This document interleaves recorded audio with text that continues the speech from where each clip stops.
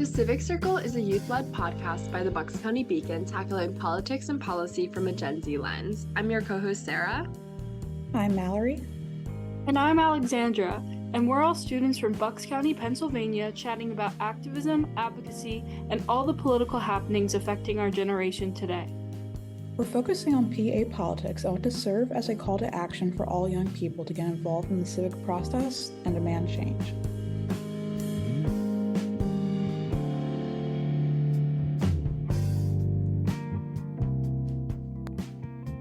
With our first episode, we wanted to introduce ourselves, what brought us into this work, and some of the hot issues of this past summer. The hottest definitely being extreme weather, sweltering heat, and how the climate crisis has directly affected us here in Bucks County. First, let's just take a moment to share how we got here and our work. Do you want to go first, Alexandra? Yeah, sure. Hey, my name is Alexandra. I'm a current CB senior. I've lived in Bucks County for pretty much my whole life, and I truly love living here. I am extremely interested in politics, but I didn't really get involved in community stuff until about 2 years ago when I switched from Catholic school to public school, and my work looks to promote youth engagement and inclusive education. Can you just speak a little bit more as to how you got interested in working on environmental issues and also any previous activism you've engaged in? Yeah, sure. It sounds kind of cheesy, but I think I've always just been very connected to nature. Like I've loved animals and just being outside for as long as I can remember. That's not cheesy at all. Like, I definitely feel the same way.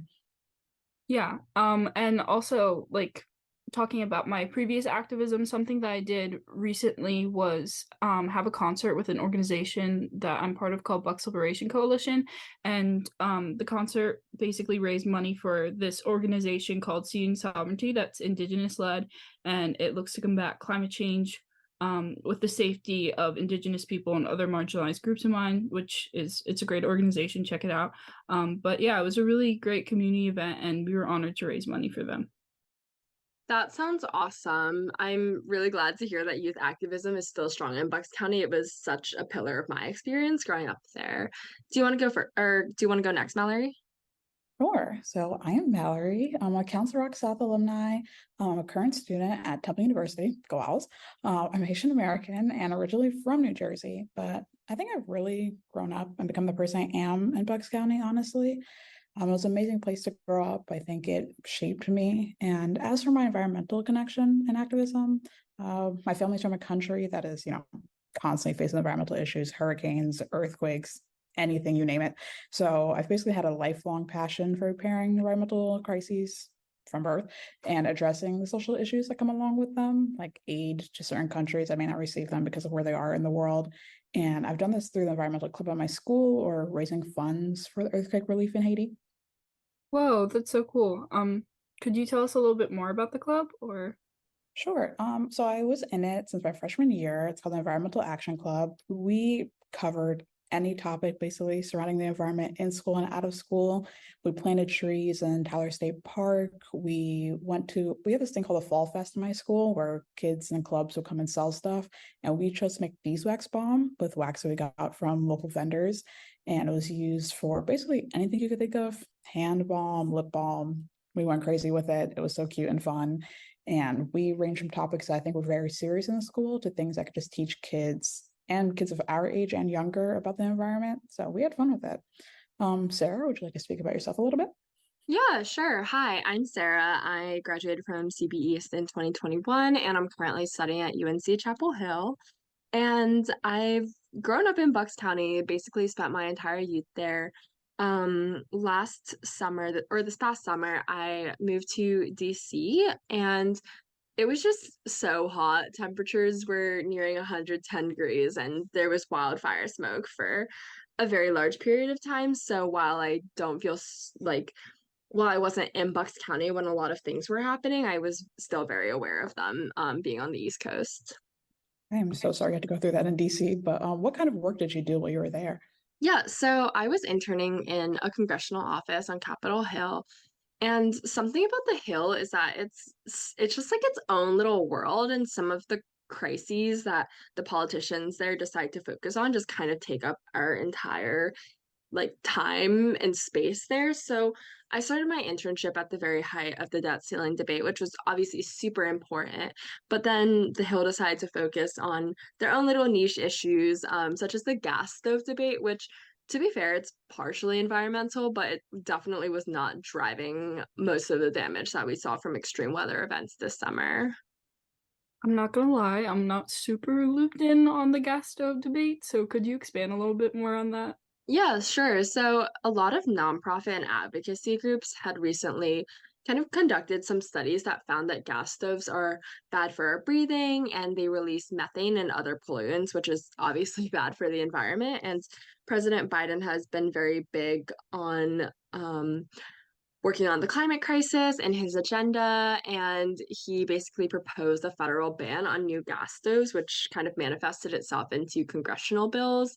And Republicans were pretty much united against this because they said it took away from their freedom of choice for a gas stove. And Democrats were a little bit more divided, but pretty much still aligned with the Biden administration. This took an entire week of debate, and I just feel like it was silly because we know there are a lot larger contributors to pollution, declining air quality, and climate change, such as planes or dependency on individualized gas pump cars, animal agriculture. Like, to me, those all feel like much larger problems and likely played a larger role in causing the extreme weather that we experienced this summer. So let's talk about it. We know the climate crisis is driving all of this, but to what extent? So, going into some statistics, since 1901, the average surface temperature across the United States has risen at an average rate of 0.17 Fahrenheit per decade. Average temperatures have risen more quickly since the late 1970s. 9 of the top 10 warmest years on record for the 48 states have occurred since 1998, and 2012 and 2016 were the 2 warmest years on record. Obviously, as we all know, there's absolutely no debating whether or not climate change is real, and its effects can be seen through recent extreme weather. Extreme heat has plagued the country. I mean, we've seen it from California's Death Valley to Texas to even here in Bucks County, really. I remember, I think it was back in late July, there was an extreme heat health warning in the Philly area, which was kind of crazy. But how has extreme heat affected you guys this summer?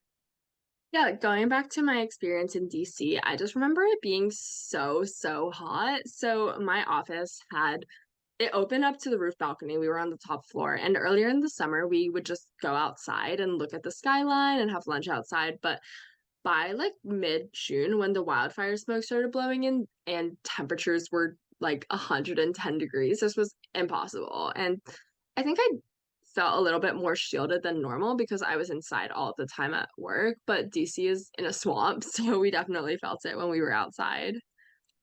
Yeah, I can't imagine. That must have been kind of horrible, honestly.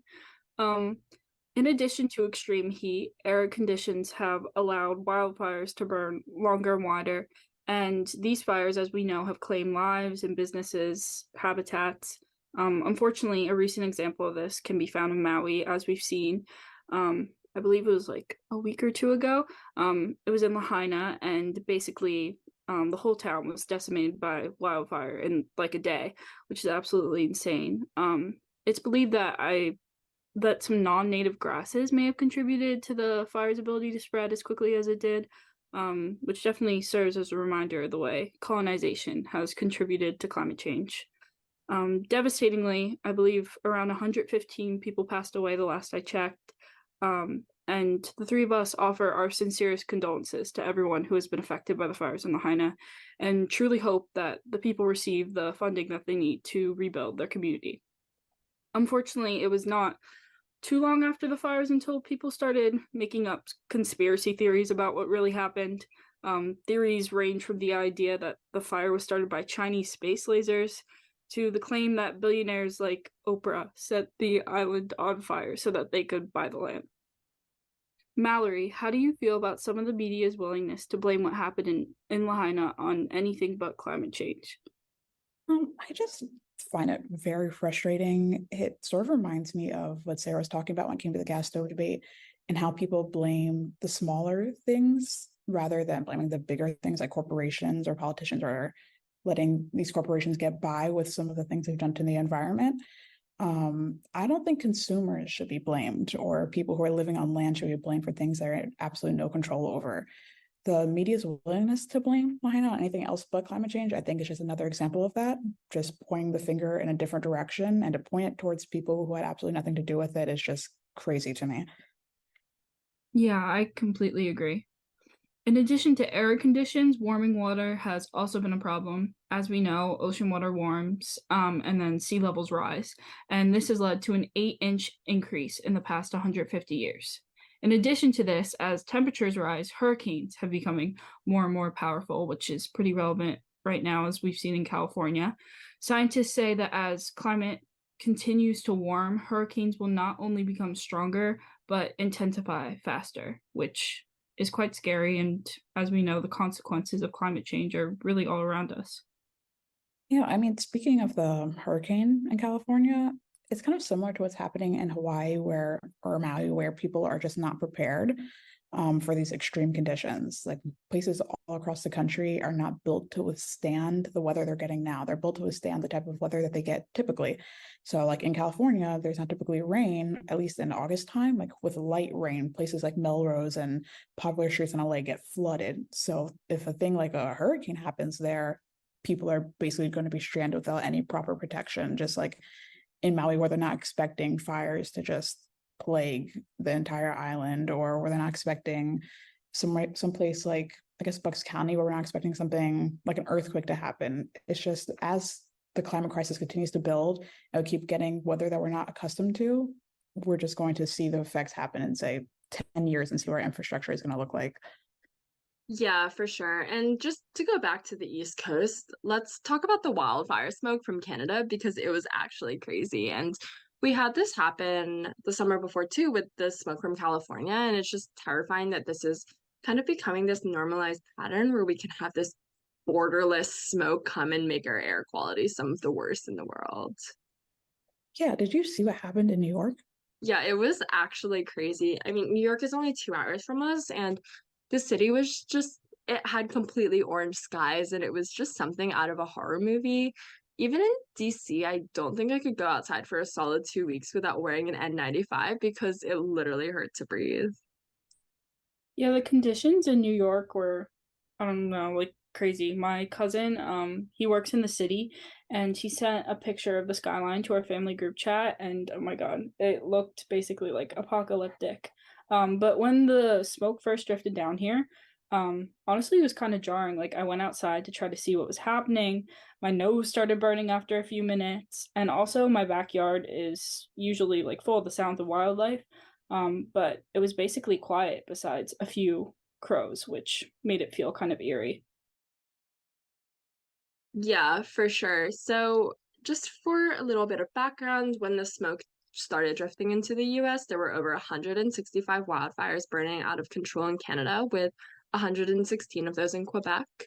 Unfortunately, Canada has had a really, really tough time with wildfires this year. Over 3 million acres have burned in around 2,000 wildfires, and these fires are caused by warm and dry conditions. Obviously, that is created and exacerbated by climate change, which makes the fires much more able to spread easily and quickly. So the smoke touched down in Pennsylvania on June 5th and worsened as the days went on. Yeah, I mean, like on the first day, a code orange was put into effect. And for those of you who aren't updated on the latest air quality codes, code orange means that air pollution concentrations within the region may become unhealthy for sensitive groups. Those sensitive groups can include children, people suffering from asthma, heart disease, other lung diseases, and the elderly. The air quality alerts were honestly kind of scary. I'm not sure about you guys, but I've never really encountered like wildfire smoke or the alerts that come along with it before. And although like we've experienced hurricanes and heat and tornadoes and flooding, and all that kind of stuff, the smoke and like the alerts kind of made everything feel more real to me, I guess. Like living in America, I think that many of us tend to almost separate ourselves from the problems of the world. But there is no doing that in the face of climate change. Like environmental disaster obviously does not care about borders or military strength. It spreads as it pleases. So all this really was a reminder to me that if we don't do something, thick smoke and orange skies could be our normal. Exactly. I fully agree. And I just remember personally not fully grasping how bad it was until the other pictures of the other parts of PA and especially New York came out. But now we all know, or we can all learn, that as the smoke traveled down and became more concentrated, was that all parts of Bucks experienced really bad levels of air quality. I think some parts experienced red, meaning that the general public may experience health effects, and other parts experienced purple, meaning that the air is very unhealthy and that health risk increased for everyone in the area. Upper and central Bucks actually experienced code maroon, which is the most unhealthy level of air quality. And that level is described as hazardous for everyone in the area, and everyone will likely be affected by it.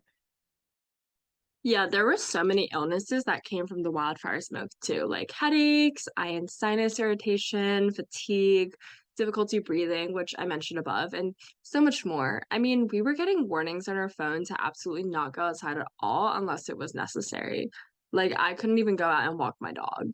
The air quality was fluctuating every single day for a month and a half between June and mid-July, and it was just crazy how much of it we normalized through the summer. Yeah, it definitely is crazy. I think the normalizing comes from the overall exhaustion that we are starting to have with the world. This kind of reminds me of those calendars that were floating around on Instagram and Twitter that kept track of all the crazy events that happen every month. I remember the calendar being especially packed during 2020, but something crazy that happened recently in Bucks County was the flooding. Yeah, I mean, I agree. They're just, as young people, like, we are just very much inundated with issues all the time that we have to get used to, such as, well, not only just tackling the climate crisis, but gun safety, reproductive rights, LGBTQ equality, racism, etc. Just, there's so many burdens on our shoulders to fix this world that we're inheriting, and it's very frustrating to feel like our voices aren't heard. So real and so true, honestly. I feel like having all these problems on our shoulders can definitely be overwhelming, and like adults disregarding what we have to say is extremely demoralizing and just like frustrating in general. Um, I feel like that along with all that frustration comes activism burnout, which I know we talk about this a lot in youth activist spaces, but it can definitely it's hard sometimes, but it's important that young activists remember to take care of themselves. Obviously, passion and determination is important, of course, but if you can't take care of yourself, you can't adequately take care of your community. Yeah, that's so true. I'm definitely echoing the last part. I absolutely agree. And, unfortunately, wildfire smoke was not the only consequence of climate change that visited Bucks County this summer. Flooding was a huge problem affecting our community in several ways. Yeah, and there was very much an evident climate aspect to the flooding. In an interview with the Inquirer, the head of the Delaware Riverkeeper Network, Maya Kavan Rossum, stated, and I quote, Saturday's flooding was a clear symptom of a warming world. Warmer air can hold more moisture, and Pennsylvania's and other officials need to start taking the climate crisis seriously. End quote. I think thunderstorms and downpours are very much a staple of the summer, but climate change is absolutely exacerbating the problem. Yeah, I completely agree. I saw something kind of similar in my research. David R. Easterling, who is the chief of the assessments branch at the National Centers for Environmental Information, said something very similar to Von Rossum. Basically, he was saying that because we live in a world that is affected by climate change and is in turn being made moister due to rising temperatures, these downpours are not going away. And unfortunately, the Northeast has been especially vulnerable for various reasons. Exactly. And I feel like when we hear about flooding around here, it's usually around the Delaware River, but I think what was especially scary this time is that it happened in Huff's Creek, a small stream off of the river.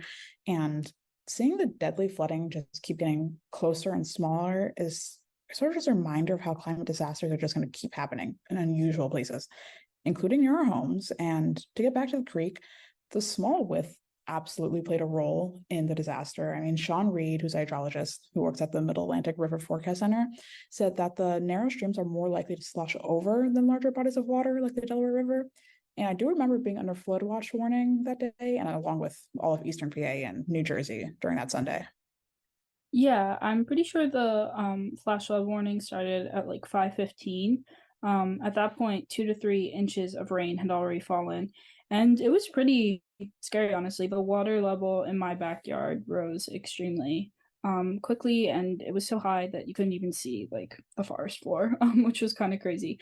But it is believed that the storm may have been given a boost from the moist air off the Atlantic coming from the southeast. And according to a meteorologist who was monitoring the storm at the time, the air from the Atlantic is warm due to sea surface temperatures that have been several degrees above normal as of recent. And I just like to add in here that a spike in sea temperatures is not only going to risk human life with things such as hurricanes and flooding, but it will also risk animal life as well. I mean, temperature itself isn't an issue for them necessarily. It's more about oxygen. Water near the equator tends to be warmer and contain less oxygen than water near the poles. But however, moving from the ocean surface to deeper waters, both oxygen and temperature decrease together. So an organism's autonomy, physiology, and activity level determines oxygen needs and usage. But just as a visual reminder of how sea temperatures affect animals, I'm sure we all know the pictures of polar bears sitting on those small pieces of ice, or even the videos of them going into human occupied territory in desperate search for food or ice. Those pictures are actually all so sad, like especially the ones of like orangutan sitting next to like empty land that used to be a forest, or even like turtles swimming through trash. It's all just kind of devastating. And although what many humans have to go through due to climate change is obviously like deplorable, I've always kind of felt like especially bad for the animals, as you know, they don't really have a way of understanding what's happening and don't contribute to this problem.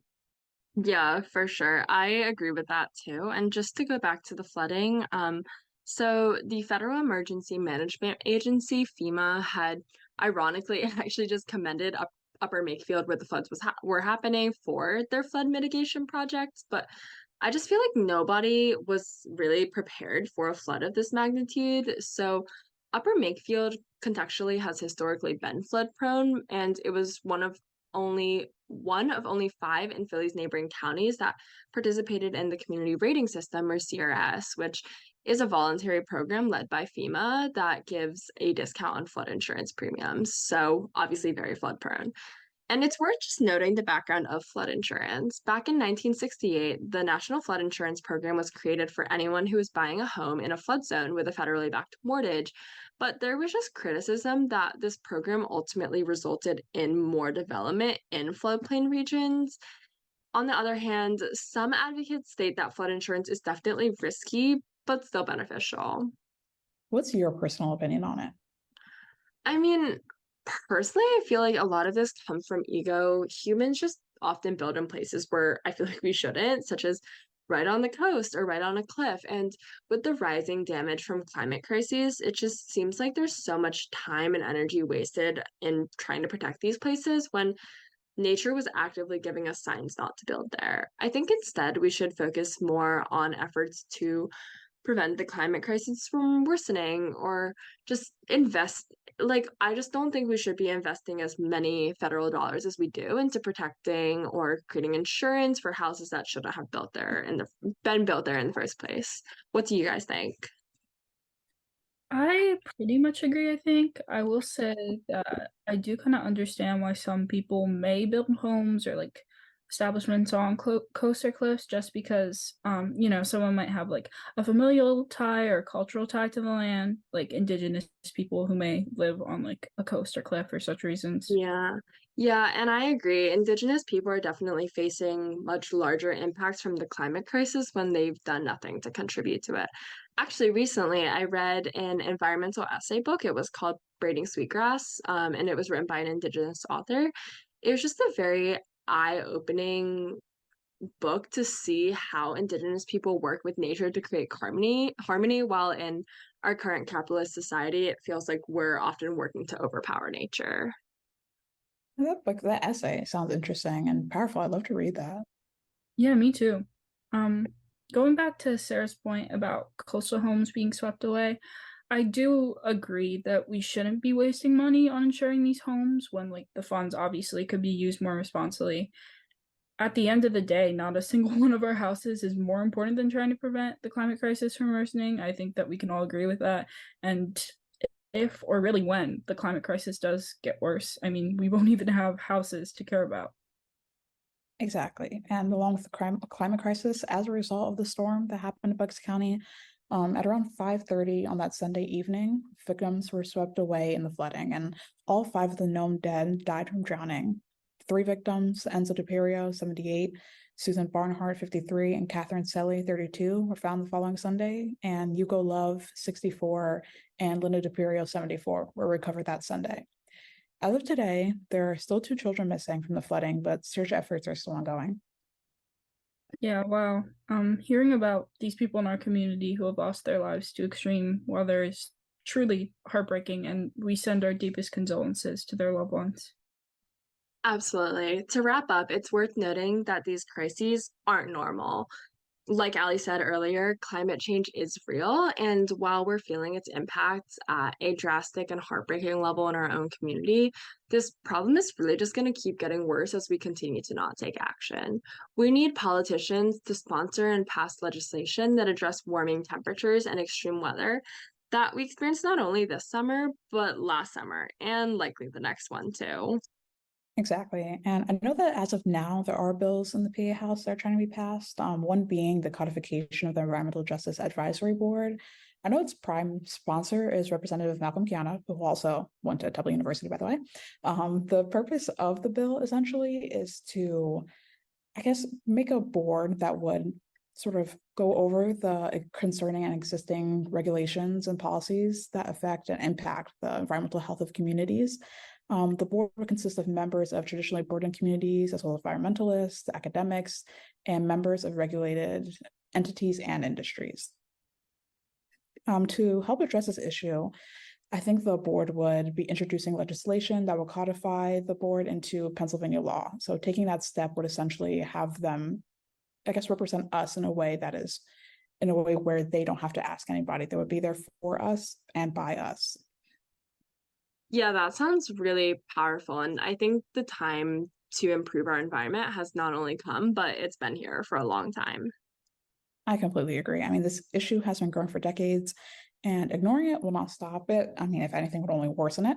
I will always encourage people, especially young people, to take action in their communities, but environmental issues need to be faced at the root. I recommend heading to the website, A Starting Point, because not only can you find out who your representatives are, but you can also see their opinions on issues. So, contact them, let them know what you think.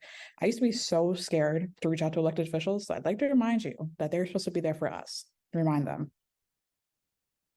I agree with basically everything both you said.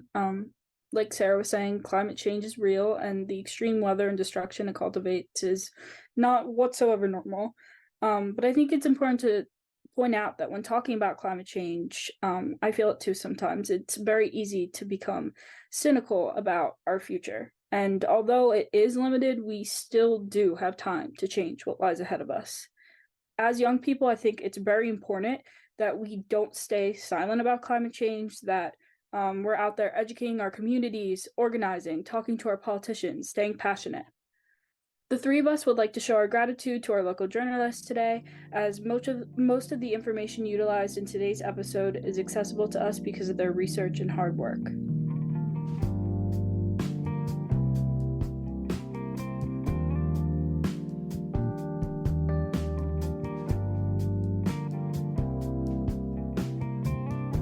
Thank you for listening to the Civic Circle, a podcast by the Bucks County Beacon. I've been your co-host, Alexandra, Sarah, and Mallory. The music is Bet On It by Silent Partner. For more progressive insight and analysis on Bucks County, Pennsylvania, go to www.buckscountybeacon.com.